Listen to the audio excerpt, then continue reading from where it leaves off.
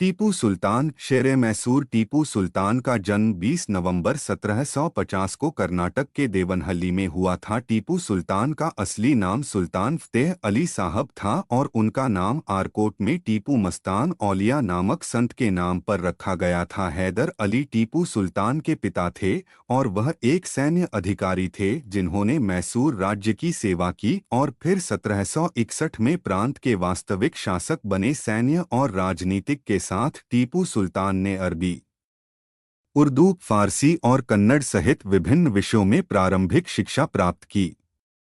इसके अलावा टीपू सुल्तान ने हैदर अली द्वारा नियुक्त योग्य शिक्षकों से कुरान, इस्लामी न्यायशास्त्र, शूटिंग, तलवारबाजी और घुड़सवारी भी सीखी। 15 साल की उम्र में टीपू सुल्तान ने 1766 में अंग्रेजों के खिलाफ मैसूर की पहली लड़ाई में अपने पिता का साथ दिया था। जब टीपू सुल्तान 17 वर्ष के थे तब उन्हें महत्वपूर्ण राजनयिक और सैन्य मिशनों की स्वतंत्र कमान सौंपी गई थी। टीपू सुल्तान ने उन युद्धों में अपने पिता के दाहिने हाथ के रूप में काम किया जिसने हैदर अली को दक्षिणी भारत के सिंहासन तक पहुंचाया। टीपू सुल्तान और उनके पिता ने अंग्रेजों के साथ अपने संघर्ष में फ्रांसीसियों के साथ गठबंधन में अपनी फ्रांसीसी प्रशिक्षित सेना का इस्तेमाल किया और आसपास की अन्य शक्तियों के साथ मैसूर के संघर्ष में मराठों, सिरा और मालाबार, कोडागु, बेडनोर के शासकों के खिलाफ कर्नाटक और त्रावणकोर। टीपू के पिता हैदर अली सत्ता में आ गए थे। मैसूर के सुल्तान हैदर अली के सबसे बड़े बेटे के रूप में टीपू सुल्तान 1782 में अपने पिता की मृत्यु के बाद सिंहासन पर बैठे।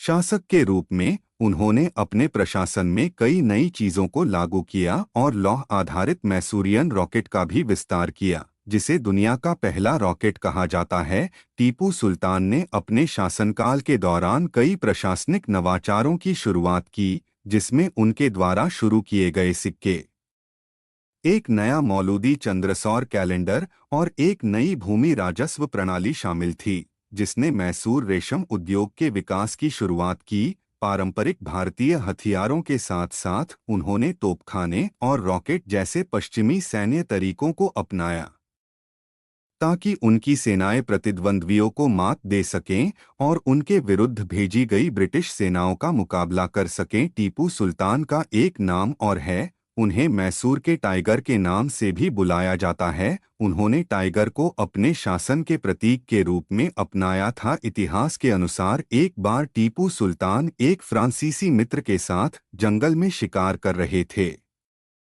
तब वहां बाघ उनके सामने आ गया था।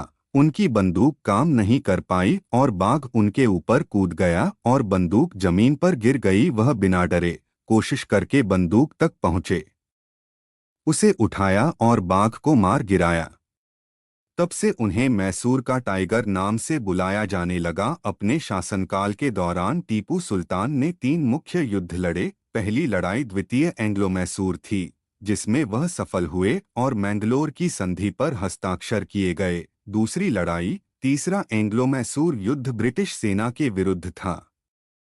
युद्ध श्रीरंगपट्टनम की संधि के साथ समाप्त हुआ और इसमें टीपू सुल्तान की हार हुई। परिणामस्वरूप उन्हें अपने आधे क्षेत्र अन्य हस्ताक्षरकर्ताओं के साथ साथ British east India company, Hyderabad के निजाम के प्रतिनिधियों और मराठा साम्राज्य के लिए छोड़ना पड़ा। तीसरी लड़ाई चतुर्थ एंग्लो मैसूर युद्ध 1799 में हुआ। यह भी ब्रिटिश सेना के विरुद्ध था और युद्ध के दौरान टीपू सुल्तान मारे गए। टीपू सुल्तान के अनुरोध के बाद भी मराठों, पेशवाओं तथा निजाम हैदराबाद द्वारा उसका साथ न दिया जाना और उसके मंत्रियों की गद्दारी टीपू सुल्तान की हार के मुख्य कारण थे।